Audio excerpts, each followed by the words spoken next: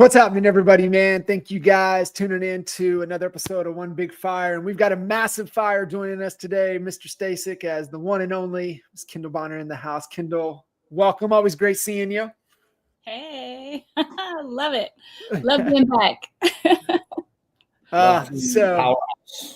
Yes, for sure. So you guys tuning in first time, One Big Fire is really about, the conversations with all the fires throughout the country and coming together to form one big, massive fire. And, today's no different. We love to jump into hot topics, things on kind of at the forefront of what we're seeing, what we're hearing, what we're feeling, and we want to dive in.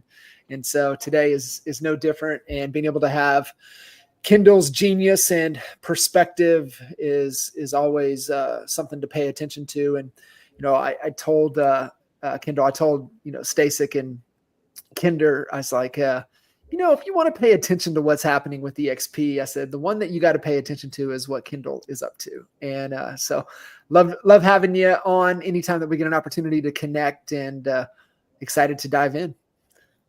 Well, I'm honored to be here. This is amazing. I love y'all. And I'm I'm ready to have fun. Let's have a good, fun, value-driven conversation. Let's do it. Let's go. So Al, I would love for you to kind of kick it off. We were talking about, around attraction, around recruiting, why agents move, or why, even more interesting, why agents don't move even when they know it's the right thing to do. So you were talking about PDF that you were diving into. You shared on a previous conversation earlier this week. Man, I think it's worth diving into and being able to get, Kendall's perspective, especially around the mindset and psychology of why people do what the heck they do. Yeah.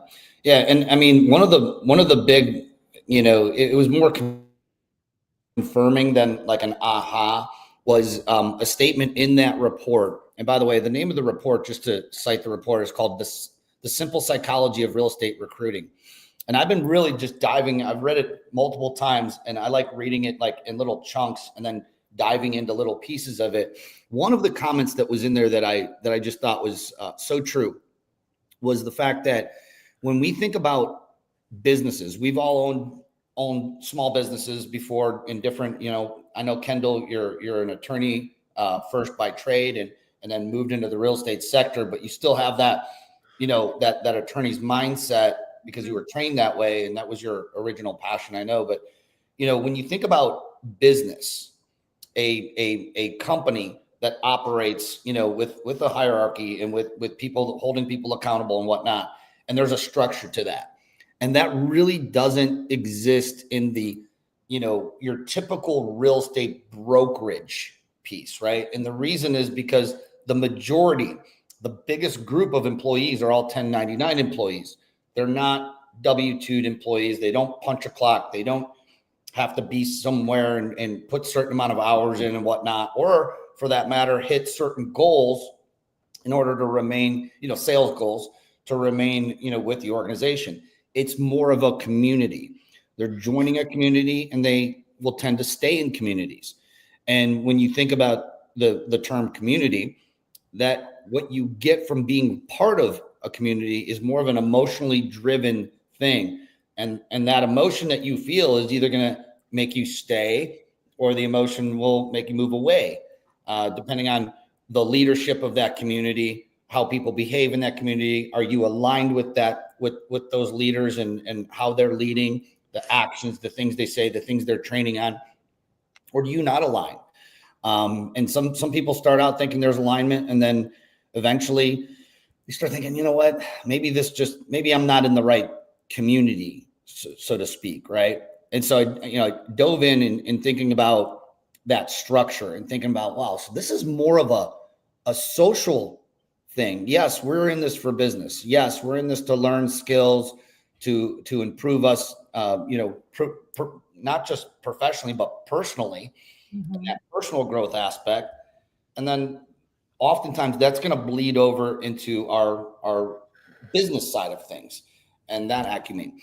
And so, we started Honey Badger Nation with just the idea of how do we deliver the most amount of value to the most amount of people in a group, And that's why we ended up coming up with the Facebook page and people collaborating and sharing and opening their playbooks, essentially, and just saying, here's what's working. And that never existed when I was with other brokerages. Everyone kind of kept things tight to their chest. It made me think of like my first brokerage, and I won't mention the name because it doesn't really matter. But I mean, very family driven. You know, they had anywhere from 90 to 100 agents, your typical traditional old school brokerage, brick and mortar.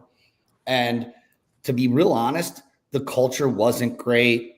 It was very old school, a lot of angry people in there, you know, just it wasn't like a soft and fun and, you know, type of environment that we often see, like that we're kind of used to right now. And it's not even company wide. I think everyone's had to adapt and get that edge off, right? But today there's still people in that same brokerage. They'll just never move.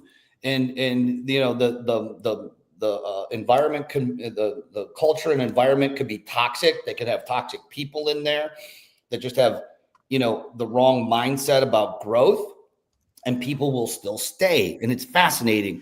And so we really, you know, in order to dive into the psychology of it, you have to think like that safety net. What is stopping someone from? It's not your logical brain, because if our logical brain was driving all these decisions, there'd actually be way more movement than we're seeing. And there's been a lot of movement, but it is that sense of safety, that sense of feeling of belonging, and the fear that if you were to make a move over here, you may not feel that same sense of whatever you were feeling over there, even if it was toxic. You know what I mean? Like it's like someone in a bad relationship and they stay in it because they're afraid that, well, maybe I won't find anyone else that will welcome me into the party. So I don't know. I'd love to deep dive and get your guys' opinion, Kendall. Like I don't know how many brokerages prior to EXP you were with, but what is your opinion on like really what you're seeing agents when they do decide like, okay, to make the move? What is the number one driver that you've been seeing?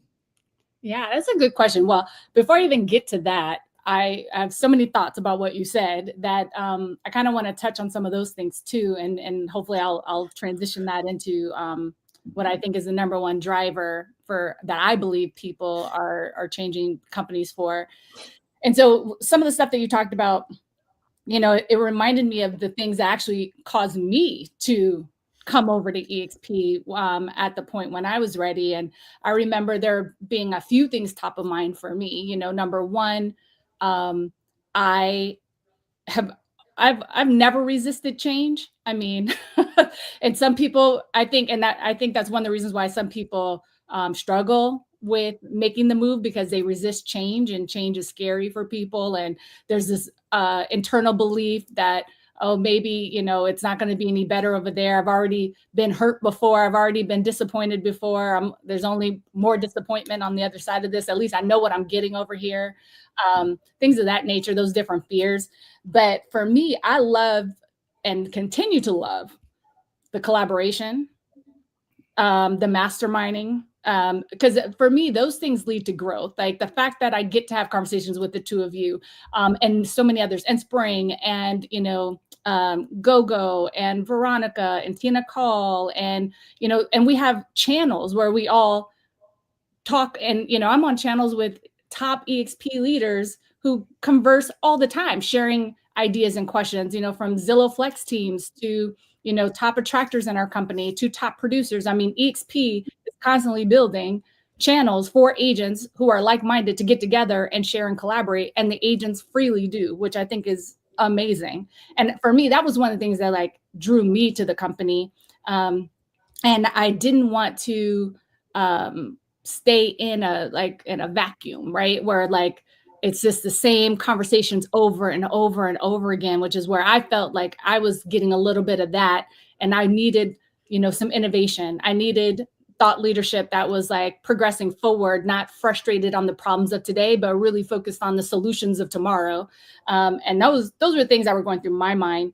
I also think, you know, what is the number one reason people are moving outside of community? Because I actually do agree with you that community is a huge factor for a lot of people, because they're looking for relationship. They're looking for someone that is like-minded, that, is doing something hopefully better than they're doing it so they can contribute or learn from them, or they're looking to find other people that they can pour into, right? I mean, I think I used to tell this to Amy Somerville because I felt like this was a part of who her character was. I said, you need to be in places, I said this to her, I don't know, 3 years ago, in a place where not only do you can give value, like she needed to be able to contribute value, right?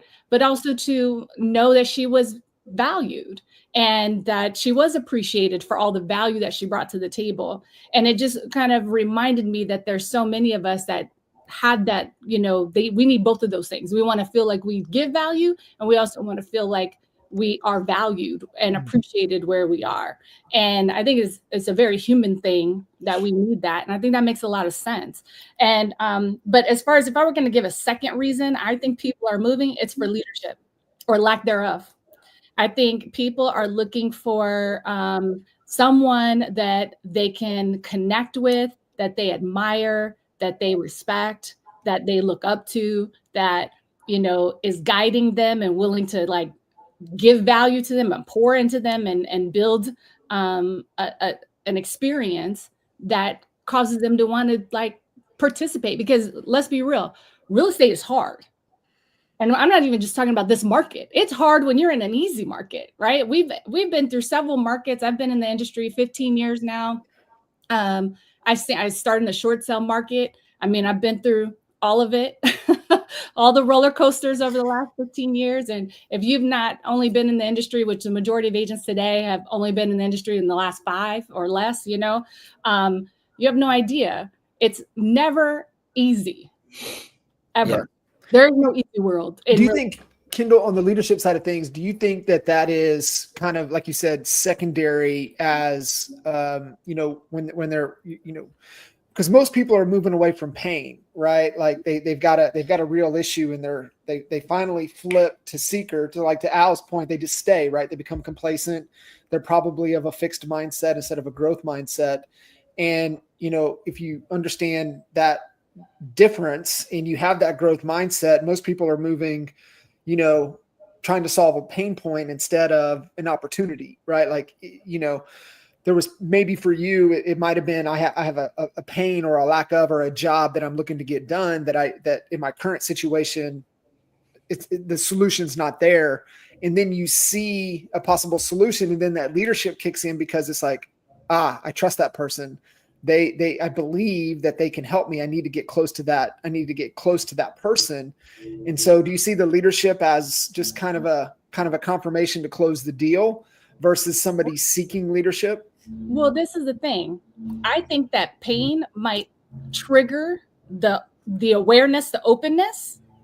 But when someone makes a selection, that's not always like pain, in my opinion, pain driven.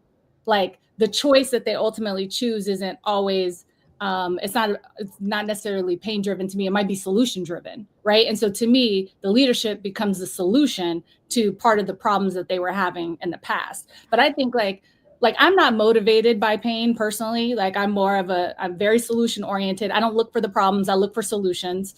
That's my nature. And I know that's different than, we're not all built the same, or exactly the same. But I do feel like pain is a trigger.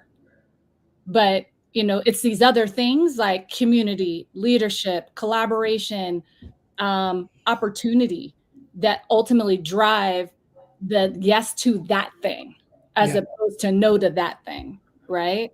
What do you think gets people to stay? Right. Because everything I'm running as you're talking, I'm listening and I'm going through my experiences to where I was seeking solutions and I believed that person, but once I got into it, I'm like, this is BS. This is a house of cards. This is phony. So what's the component that actually gets people to stay? That's a good question. I mean, I know for me, again, my perspective about things is, I think, it's mine. I won't say it's different or anything, because there are people that might agree with me, but I don't put an expectation on anyone to drive my success. I don't feel like that's their responsibility. It's my responsibility. So when I come into an environment, they have a saying, the grass is greener where you water it, right? Where you pour into it, where you pay attention, where it's nourished. That's where the grass is greenest, right? When it's nourished. So I feel like when you come into an environment and you decide to take advantage of all the things that, the opportunities that are available to you, and you get plugged in, then you start to expect what's reasonable to expect, right? What's reasonable to in your own control. Because for me to hold Albie's in my upline, if I said, Albie, I joined EXP for you and you owe me, this and this, I don't think that's fair to Albie, right? In any fashion. And I would never even expect that of him. But what I do expect of Albie is that if I call him and I need his help on something, if he can help me, he will help me because he wants to do that, because that's who he is and that's his character. But I can't ever expect Albie to be responsible for my success. But if Albie says he's going to show up for me and he does, then that's a reasonable expectation and it's being met. And I think that's fair. Yeah. So you guys have all seen Tony Robbins. And I remember learning this first time I ever saw him. It was in Chicago at what's the Firewalk one? UPW. UPW, yep. And he talked about certainty, and that as humans in human nature, we're looking for certainty. And I was writing some notes down as you were talking, the first response that you gave here, Kendall. And what I wrote down was certainty. And then I started thinking there's two types of certainty. There's accurate certainty and inaccurate certainty. When you think about it, we all want accurate certainty, right? So the word certainty in itself will hold someone in a place that's maybe not the best environment for them to grow to where their potential is, but they don't know it yet. They don't have that awareness. They believe their certainty is accurate. But inaccurate certainty versus, and I believe, and what I wrote down was accurate certainty is impossible to achieve without clarity. And it leads into one of John's favorite topics, which, kind of surrounds around one of the exercises we have our students go through when they hire us as coaches, is the clarity report. The clarity report walks you through step by step the process of getting clear. And then once you're clear on where you're going and where you're not going, oftentimes it's, okay, that's not the path that I want to go down. Yeah. But you can't have that accurate certainty to feel certain, like, okay, we need to make a change. Like when you have that moment of, okay, I got it. I'm clear. I have the clarity. And now I'm certain that this is the way I need to go personally in my professional career. But you can't get there until you actually take the time, do the exercise, block the time out, knowing where, if you're going from point A to point B, is that B that you have in your mind really the goal? Is the goal really to go from 25 sales to 75 or from 50 to, or to build a big team? Sometimes that is the goal for people. I want to build a big team. I want to lead other leaders and lead them to their success. Or is your path and your journey more of a solo agent? And you're going to maybe build your business that way because you're certain that that's your path. In order to do that, you have to go through the exercise, or it doesn't have to be our clarity report. It could be any type of a business planning that really digs deep into your psyche, asks, and you got to answer the questions accurately and truthfully. Like, is this the path? And finding that out. And then at one point you just have to say, you know what? Okay, I did the work. I'm going to go for it. I'm certain right now. And that certainty can change. But I think that the certainty is what keeps people. Sometimes an inaccurate certainty is going to keep someone in an environment that's not serving them, around people that is not serving them. But once they take the time and get that clarity, it'll make the decision a lot easier to move on. John, yours. Yeah, go ahead. Oh, I just real fast, I wanted to say, very, very good points. And you said something that reminded me of something I tell people all the time too, around, I say, listen, you want me to tell you the reason for every breakup, every fight you've ever had in your life, whether it's personal, professional, business. It doesn't matter. It could be with family. It could be with their partner. It doesn't matter. And the reason that we, have these problems, right? Because it's not just about retention per se, because that's a proactive. Attrition is kind of reactive, right? Like when people choose to leave, it's usually reacting to something.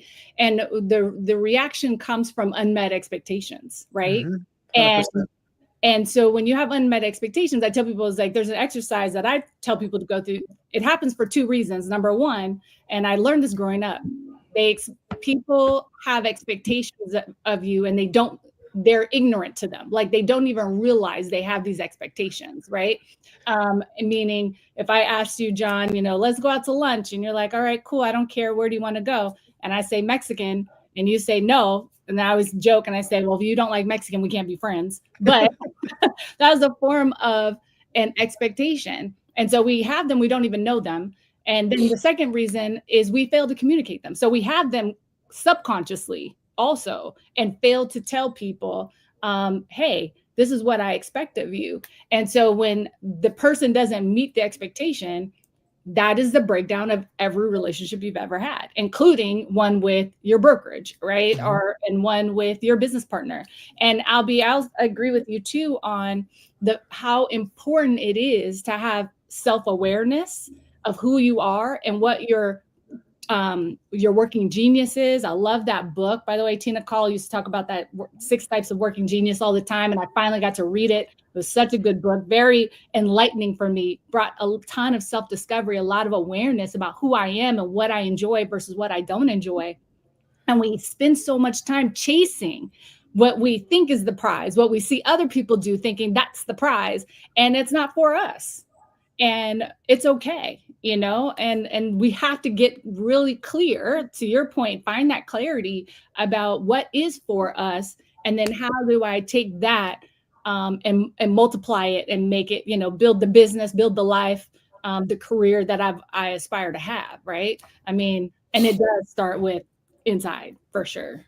Yeah. A couple of things I was thinking, just because I finally listened, Al, and sitting in Seattle with Kendall, and she's like, and listening to Glenn talk in the direction of EXP and just how powerful, where Glenn's head is at. Everything is around AI driven, and how they've actually structured and running EXP with custom GPTs, and it's pretty freaking remarkable. And a lot of the things that they were saying, and Kendall's like, hey, have you read this book? And then I had Kendall on the podcast last week, and she's like, hey, you've got to read this book. You've got to do this. And I'm like, okay, finally. I'm not going to, Kendall, we were once told by a mentor of ours, Clayton Mask, every problem we showed up for a year and a half, we showed up. And he's like, have you read The Advantage by Patrick Lencioni? Mm-hmm. Have you read The Advantage by Patrick Lencioni? For a year and a half. Right. And we're finally like, okay, we read the book, and we're like, God dang, I wish I would have read that book a year and a half ago. We would have solved all of the problems that he was telling us to solve. So I got the book, Kendall. And so wow, right? It is. And it's the right way to think about utilizing AI. And as Al was talking, right, the clarity report, being able to go through, but leveraging AI as a thought partner, yes, instead of the one driving the ship. Yeah. And that's what Kendall's been saying. It's what Glenn's saying. It's what Eric with Who's always been saying. He's like, listen, you drive it. AI is just your partner. It's not going to lead the way. And it's that kind of going through there. So as you were talking, Al, kind of going through the clarity report, but utilizing that as a thought partner to have it ask you questions to navigate through what we built the clarity report, but being able to use it within AI.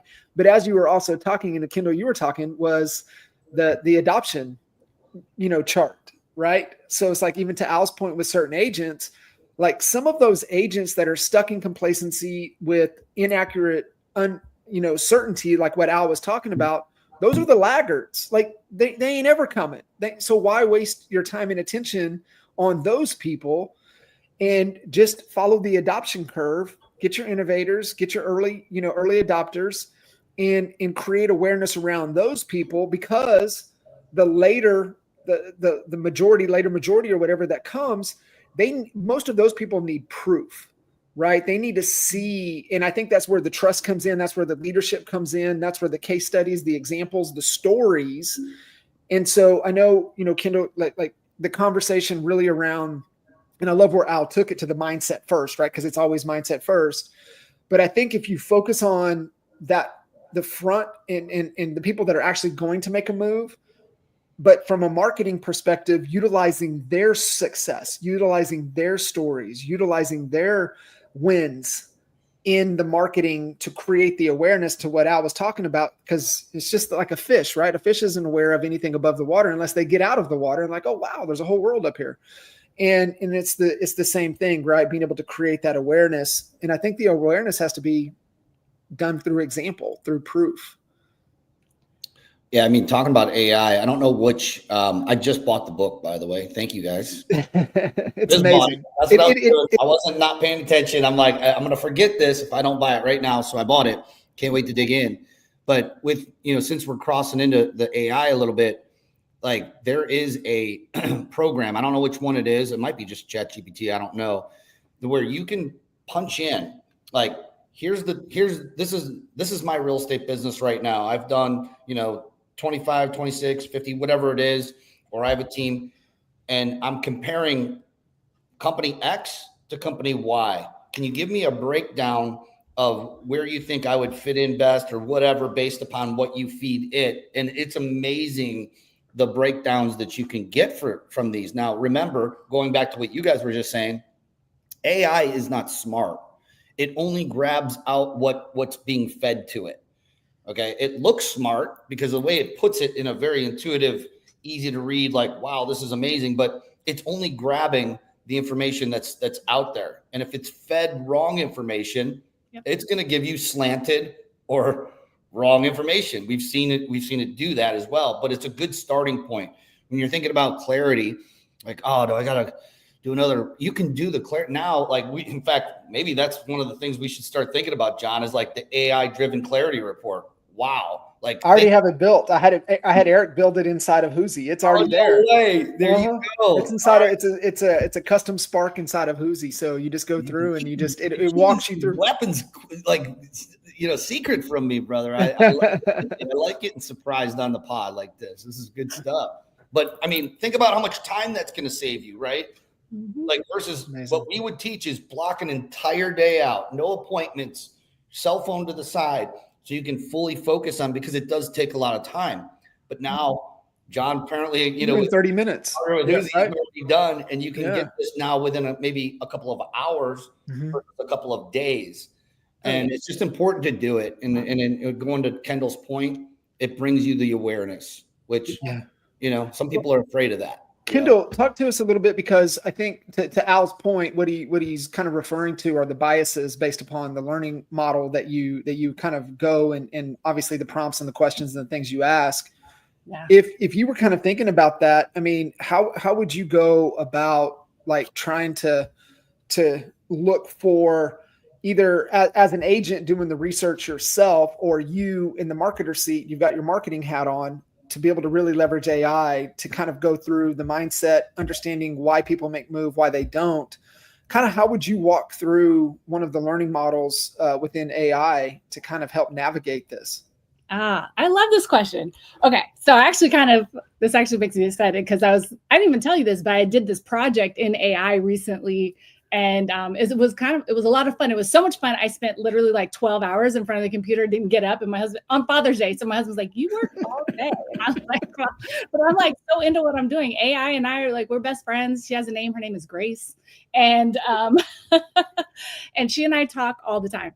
So a couple of really easy things I think people could do to improve their AI experience. Because I was saying, like any kind of software or analysis software, garbage in, garbage out, right? So to Al's point, it's like if you put if you don't formulate and coach it and teach it how to engage with you, you are not going to be happy with the results. And so from that book, as well as just from experience, I've learned a couple of things, and also from hearing amazing other AI leaders like, Phil Stringer and others kind of give their tips on prompts and all of that. I think is super powerful. But if I could give you some ideas, it would be number one, every time I want my GPT to help me do something or build something or analyze something, like for example, what brokerage should I be looking at, et cetera, I ask it first. So what do you know about X? And I would start there. So I'm like, and it forces the AI to go out and like do homework and then come back to you. And then it spits out a result, right? And then I'll typically read through that. And then I get into what I want to do, which is, okay, I want you to tell me X. And then I give it a few details. The other thing that you can do is give it a persona, like, hey, act as my tax accountant, act as my brand strategist, act as my executive assistant, et cetera. You get the point. Act as my marketing specialist, act as my thought partner. And you give it a persona, and then you tell it what you want. And then this is the key. This is the key from this book that has changed my AI game, which is ask me one question at a time until you have enough information to give me the answer to the question I'm asking you, or give me the results. So a lot of people teach you, ask me 25 questions. Who has time for 25 questions? You're going to be overwhelmed by that.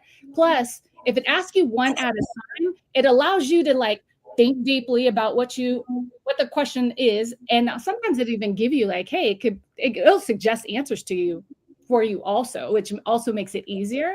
But all of that is designed and to eventually give you the actual output you're looking for. And that has been one of the most successful tactics I've ever done was, first I ask it, what does it know already? So I can challenge it if it's something. And to Kendall, I think the key point there is give me the resources to validate your points. Yeah. Oh yeah. I tell it, don't, cite facts only, right? Like if you get, hallucination is an actual like AI term that they use, that your AI hallucinates, means it makes up stuff. It's like, and it will do that. And so if you don't prompt it not to, right? Yeah. But yeah, so I ask it like, what do you already know? So again, in my next prompt, I can challenge where I'm going with it. And then I tell it to ask me one question at a time. Typically, when I do it that way, I think the most questions it's ever had to ask me, maybe 6 questions by the time it gets to, all right, I got enough information. And then and every time the output, fire. Wow. And then, I get really quality output. And this is what it is. It's my thinking.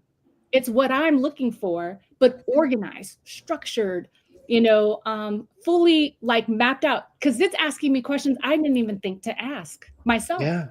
Right. And two, even kind of just some distinctions and ways to maybe think about this to Al's point from a brokerage standpoint, right? Like I want to do a comparison, give it kind of your long-term goals, right? And also give it your short-term goals. What are you looking to do career-wise? Hey, I'm only going to be in the game for another 3 more years. I want to maximize where I'm at with my book of business. I'm doing X number of deals.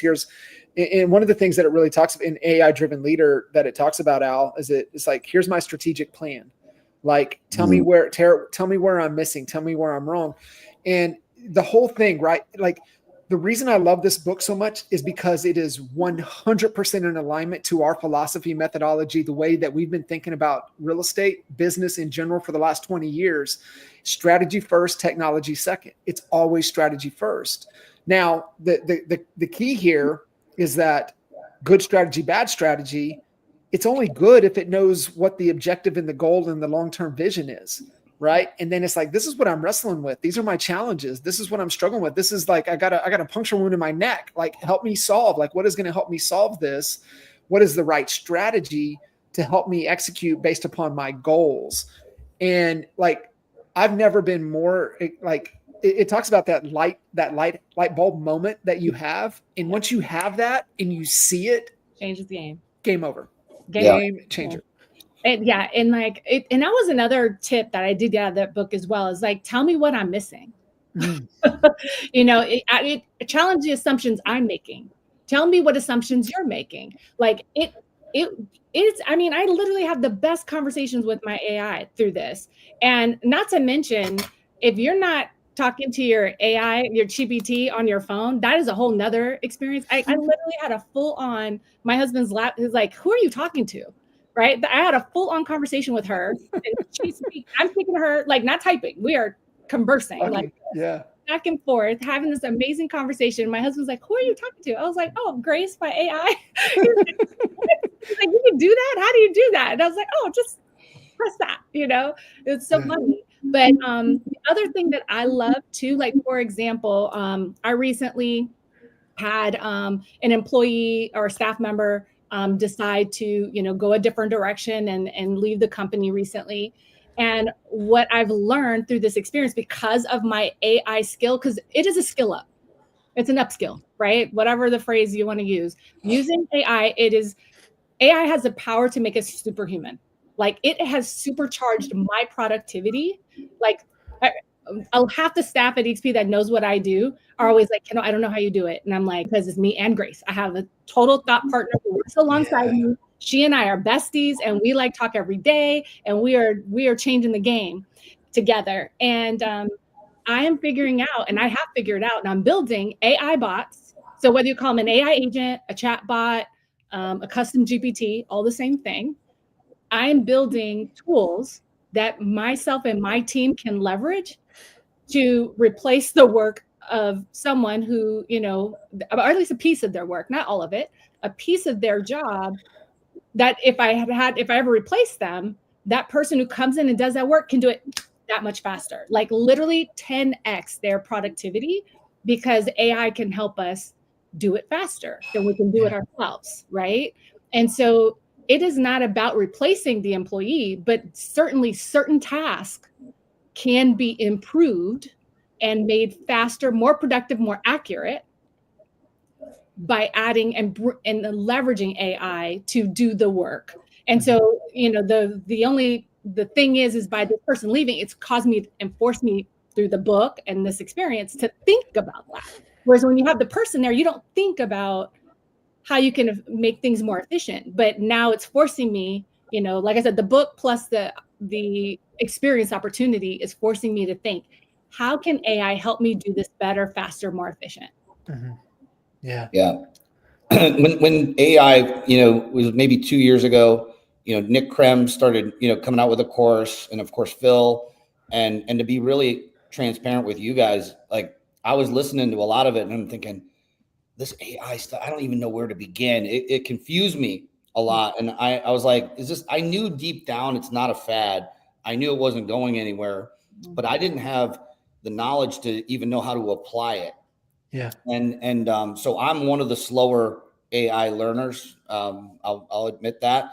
But what's fascinating is the more I dig into it, and I'm doing it slowly as I need it. But one of the latest things when we were down in Dallas was, I think Leo stood up and said, if you don't have Fixer yet, then you're just, you're living in the ice age, whatever. I immediately while I was in the meeting, downloaded it.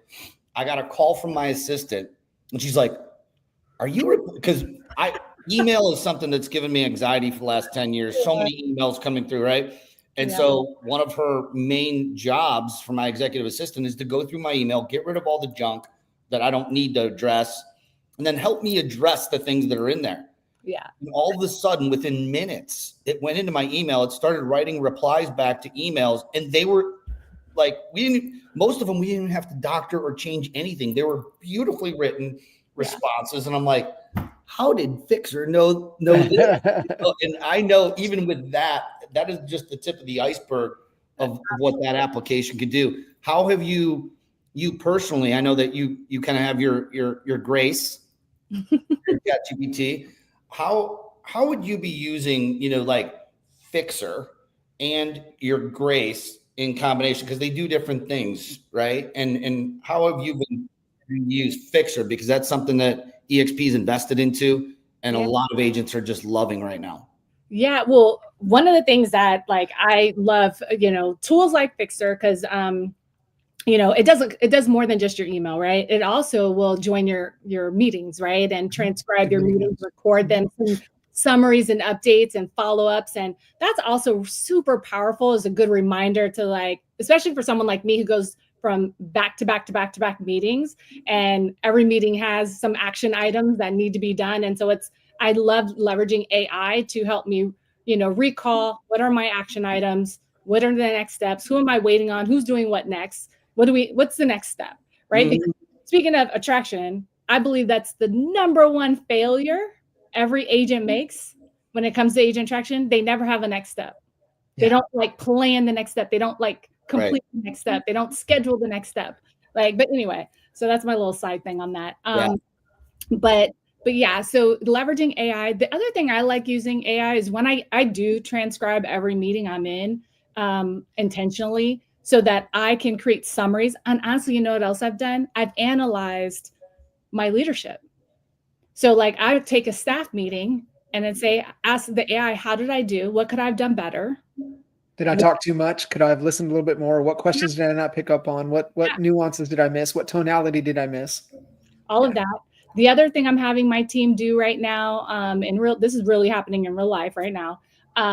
I have my team recording their, and when I say my team, my staff at EXP, recording their day in 30-minute sound bites, 30-minute increments. And the goal here, I was like, for every 30 minutes, you need to tell me, what did you accomplish in that 30 minutes? What did you work on? What did you accomplish? And the goal of this is to drive self-awareness about how they're spending their time, help us identify, because I have loaded the first 2 weeks into GPT. I gave them some tips, and then we're going to do another 2 weeks so we can create efficiencies and we can learn and grow and, figure out where are we, I won't say wasting time, but not truly investing our time wisely in the way that we're managing our day. And so I leverage AI to help me coach my team and my staff through that, help them analyze and recognize, hey, you're spending way too much time on this when you could be, not only that, hey, this could actually be automated, or you could be leveraging AI in this area in your day so that this can go faster, right? Yeah. So to 10x some of my staff. So think about this too, Kendall. So you take that, right? And then you feed it Dan Martell's Buy Back My Time. I want to move up the ladder on my productivity quadrant to be doing what I need to do based upon my roles and responsibilities that makes the company the most amount of money. Oh, by the way, here's my working genius. Here's my DISC profile. Here's any of my other assessments based upon who I am at my core that gives me energy. What should I be focused on? If I could allocate 70 to 80% of my working time, what should I be doing? So being able to take it even a step further based upon principles that are already written in assessments that have been done about you, how that's going to give you the feedback to give you, to what Al said earlier, give you the awareness of where you need to be spending your time. That's going to help you accomplish the goals that you're wanting to accomplish. Oh yeah. I love it. I mean, it has been such a game changer. And like I said, I analyze, even when I'm negotiating contracts, right? As you guys know, I've just finished negotiating several contracts for our CRM of Choice program for EXP. And I was loading today. This morning when I was up, I loaded all 3 of the contracts so I could see a comparison and an analysis of okay, where everything the same, what's unique, and then how as a business unit do we make adjustments accordingly operationally, right? It's just all that kind of stuff. AI has been so helpful in just, organizing information, helping me think through. In fact, I was trying to do a complicated operational structural piece for CRM of Choice. And between legal and I was getting a little confused even in my own head between what legal was saying, the goal was. So I loaded into GPT. I was like, explain this to me, what the document says, because I'm not sure if I'm hearing, reading it, interpreting it correctly. And I was like, okay, I got to fix this for my legal team. Ask me one question at a time till we get it right, because I need use cases and examples. And this is what I'm trying to do. Help me figure out how to write this so that I can help my legal team draft an addendum properly. And boom, spit it out. And I was like, that's it exactly. Check your logic, right? And it did the logic and it did the math. I was like, if this, then that, if this, then that. And I was like, beautiful. Yeah. I was able to get so much done this morning. It's helping you become a better leader, more efficient leader. And you were saying helping you coach your agents. It's actually helping you coach you. Oh, yeah. Right? Like, where am I missing? What am I missing in this equation?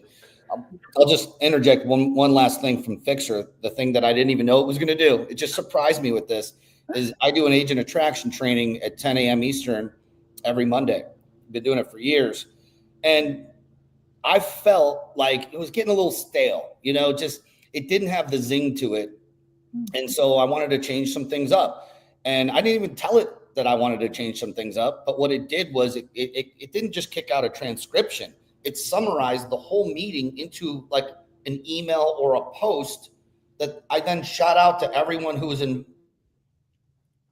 invited. Some people didn't make it, whatever. And within 60 seconds, they can get the gist of everything that was talked about in there. And it let me really get focused on, okay, is this really how I want this flow to go? Is it not? And I made some slight adjustments.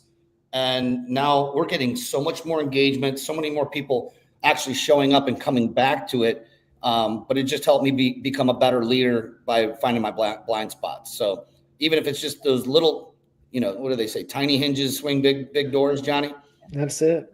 And it's definitely helped us with that. So, well, this has been awesome. It's gone from the psychology of agent attraction into how AI can help us become better leaders and ultimately create better communities, create better value paths for our agents to go down. And we know that not all agents are built the same. Some people like, cold calling. Some people love the, FISBOs and getting after it and going after that hunt. Other people, we were just at an AHA meeting here in Cleveland. We've been doing them recently. They've been amazing. And one of our agents, she loves doing events. So like she punches in like that her sphere of influence, she's broken it down. She has 60 people that she's looked at and said, okay, these are the people that are sending me all my business. How do I add more to that group of 60 and do a better event? And it kicked out all these different ideas for events that she hasn't thought of yet. She's like, oh, I could do that, and so it's also just a great mastermind where we had to pay $25,000 a year to be in the best mastermind rooms ever. And I still am a big believer in that and getting shoulder and shoulder. Okay. But one quick way of not having to pay $25,000 a year to get in one of these is use your chat GPT, just like you've trained Grace to be your graceful assistant. I love it. I love it. Absolutely. So good. Well, thank you very much. Thanks for coming on, Kendall. I want to also make a quick announcement. We have our Honey Badger of the Month award that was just announced. I think it's been announced over in Honey Badger Nation. And this lady really blew me away. This is a lady that her name is Rose Offend. She's from South Atlanta area. And this is someone like, talk about the Honey Badger mindset, right? Never quit, never give up, don't let anything get in your way of your goals. This young lady had, no money to buy an EXPCon ticket, barely any money to get to Cabo, had enough to get there, but not for the hotel room or even to get into the conference. And she just managed to figure it out. There was nothing going to stop this, and we've heard stories even from Phil Stringer, who came along and had to sleep in his car the first night of EXPCon. This is before we knew Phil as who we know him now. And we're talking about this never quit, never relent. You're going to fall, get back up attitude. And congratulations to Rose. She's in every training. She's now doing her first agent attraction event in like this high-end watch where they sell high-end watches, this jewelry store, or whatever. She's bringing agents in to get them to dream bigger. And she's like, Al, I can't even afford any of these watches, but I'm going to bring everyone in and I'm going to help them dream bigger. And so congratulations to you, Rose. Thank you for inspiring us all. We're going to have her as a guest on here pretty soon. And I hope that everyone's inspired as much as I was by Rose. So I wanted to give her a little shout out and congratulations. Congrats. And, you guys, keep nominating everything, resource, honeybadgernation.com. Get over there, keep nominating the Honey Badger of the Month, and also pick up your swag while you're in honeybadgernation.com. Check out the new site. It's awesome. You got to check it out, Kendall. But you're gonna have something in the mail. We got something coming to you, little swag. Love it. You to wear in our next podcast. Imagine the consequences. I love it. Yeah. Kendall, thank you. You're amazing. And Al, appreciate you, brother. And we'll see you guys on the next episode. See ya.